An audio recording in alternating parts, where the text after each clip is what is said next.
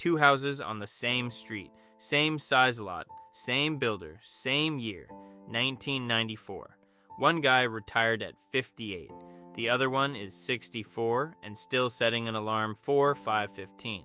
They started at the same company, 6 weeks apart in seniority. Same union, same pension formula, same raises almost every single year for 3 decades. Call it $91,000 a year, give or take, probably close to what you make. The guy who retired has a paid-off cabin 2 hours north and spends his Mondays doing absolutely nothing on purpose. The other guy has a truck he's still paying on, a garage full of things he meant to sell, and a Monday that looks exactly like his Tuesday. Ask him what happened, and he won't blame bad luck. No divorce, no medical bill that wrecked him, no bad investment. He'll tell you, if he's honest, that nothing happened. He just said yes, not once. About 9 times, spread across 30 years to 9 completely normal things that everybody on that street said yes to. You've said yes to most of them too. My name's Pav, and I spend more time than is healthy figuring out why people who never did anything reckless still end up broke at the exact moment they were supposed to be free. If that sounds like a strange hobby, stick around because there's a number at the end of this video that's going to make you want to check your own bank app mid-sentence. Quick disclaimer, I'm not a financial advisor. This isn't advice. This is a guy with a spreadsheet and a chip on his shoulder. Instead of throwing 20 statistics at you that you'll forget in 10 minutes, meet Priya. 31, works in logistics outside Phoenix. Her husband, Danny, installs HVAC systems. Combined income, $101,000. The exact same money as both guys on that street. She doesn't know yet which driveway she's ending up in. We're going to track her year, dollar by dollar, and I want you tracking your own right alongside her. Some numbers I'll give you as we go. Some I'm holding back because they hit harder stacked together. Fair warning, it's going to feel personal. One quick note before we start. When somebody says average, ask yourself if they mean the mean or the median. The mean gets dragged up by the top 10%. The median is the actual person standing next to you in line. That gap is where a lot of bad advice lives. Leak 1, the add-on. You're at checkout. Card's already out. The employee asks if you want the extended protection plan. 18 months, $180 on a $650 laptop. There's a line behind you. Saying yes takes 4 seconds and gets you out of the conversation. That's yes, number 1. Here's what you actually bought. Not protection. A wager where the other side already ran the numbers and you didn't. Extended warranties on electronics pay out on average somewhere around 10 to 20 cents for every dollar collected. The other 80 plus cents is margin. You weren't buying insurance on your laptop. You were the product, and the laptop was the hook. Danny financed a $1,400 service contract on his work van without blinking, plus a $300 plan on a dishwasher that's still under manufacturer warranty for 2 more years. Priya forgot both existed until we went looking. That's $310 a year gone, insuring against a repair that, statistically, was never going to happen. Leak 2. The Tuesday night cancel. Priya's on the couch, laptop open, finally doing the thing you keep meaning to do, going line by line through the bank statement. She finds a meal kit subscription nobody's touched since February, $14.99 a month. She hits cancel. The site asks if she's sure, then offers half off for 2 months, then wants a reason from a drop-down menu. Danny says something from the other room. She looks up. When she looks back down, she thinks, it's $15, I'll finish this Saturday. That's the entire mechanism, and you've lived it. She got tired at the exact second she needed to be stubborn, and an entire product team got paid to build that exact moment of fatigue. Go check your phone right now. Count your subscriptions. Whatever number you land on is wrong, and it's wrong low. Studies on this consistently find people underestimate their own subscription spending by roughly half. You'll guess $50 a month. The real number, once you count the ones you forgot, is usually closer to $120.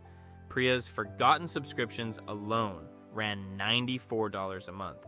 That's not a personal failure. That's a UX team hitting their quarterly goals. Leak 3, the overdraft.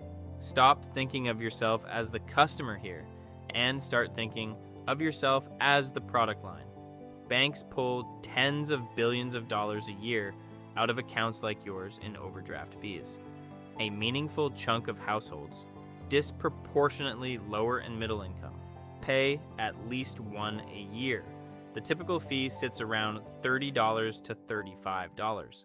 Price that honestly. A $35 fee on a $25 shortfall you cover in 10 days is an annualized interest rate north of 5,000%. Payday lenders would blush. This isn't an accident line item. It's a deliberate budgeted revenue stream for some of the largest banks in the country, built entirely off your worst week of the month. Leak 4, scratch off. Hope, I'll be gentler here, because if you play, you're not the idiot in this story.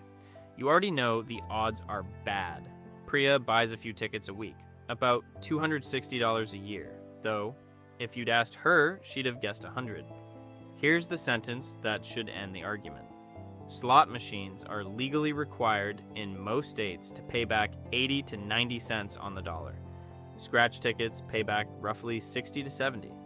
Your state lottery gives you worse odds than the machine with the free drinks and the flashing lights. And close to a third of what you spend goes straight to the state, which makes it a tax, just one collected almost entirely from people who can least afford it. Leak 5, credit card interest. The most expensive money you will ever borrow, and the only loan you never actually shop for. Total revolving credit card debt in this country sits north of $1 trillion. Roughly 4 in 10 cardholders carry a balance month to month. Average rates now regularly sit above 20%. Here's the mechanic. Nobody explains at the counter. $8,000 at 21% paid at the minimum takes close to 2 decades to clear and cost you more in interest than the original balance. You'll make your final payment on a couch that's been in a landfill since your kid was in elementary school. The minimum payment isn't a plan, it's a setting tuned by the issuer to keep you solvent enough to keep paying and indebted enough to keep needing them. Priya and Danny carry about $6,200 between 2 cards. At 22%, that's roughly $1,360 a year, and neither of them could tell you what it actually bought. Leak 6, the app with the team logo. If there's a sportsbook app on your phone, this one's yours. Legal sports betting handle in the US now runs into the hundreds of billions annually. But the handle isn't the number that should worry you. It's what happens to your other accounts. Research tracking household finances in states after legalization found that for every dollar wagered, net savings and investment contributions dropped by more than that dollar. Rising card balances, more overdrafts, that's not moralizing. That's a coefficient in a regression table. Danny drops about $40 a week on parlays he swears he's basically even on. He isn't. Nobody is. That's $2,080 a year, and the sportsbook's business model depends entirely on him believing otherwise. Now, you might be thinking, fine, Marcus, I don't gamble. I don't play the lottery. 2 of these don't apply to me. Good. Genuinely. But notice what you just did, because that's the move that gets everybody. You audited the list for what wasn't yours. The 2 leaks left are the 2 that cost the average household the most, and neither one will ever send you a bill. Leak 7, the fee you'll never feel. This is the one that never touches your checking account, so you'll never notice it leaving. Year after year, most actively managed funds underperform their benchmark index. Stretch that out over 15 years, and almost none of them beat the market consistently. Meanwhile, your advisory fee sits around 1% of your total assets every single year, whether the market's up or down. 1% sounds like nothing. That's the design. So, let's do the arithmetic. 2 identical $500,000 portfolios, 7% average annual return, 30 years. The one paying a 1% fee finishes roughly $330,000 behind.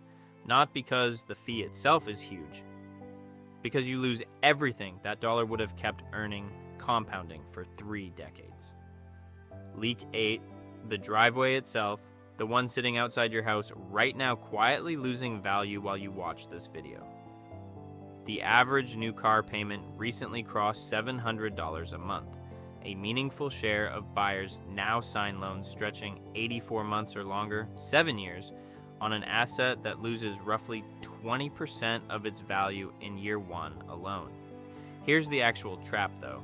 A large and growing share of trade-ins are underwater. The owner owes more than the car is worth. The average gap on those deals runs several $1,000s. So you walk in owing money on a car that, in your financial life, no longer exists. And the fix you're handed is rolling that debt onto a newer car and financing it for 7 more years. It's a mortgage on a ghost. Nobody in that room lied to you. The finance manager was perfectly pleasant. The paperwork was accurate. The system just doesn't contain anyone whose job it is to say, hey, maybe don't.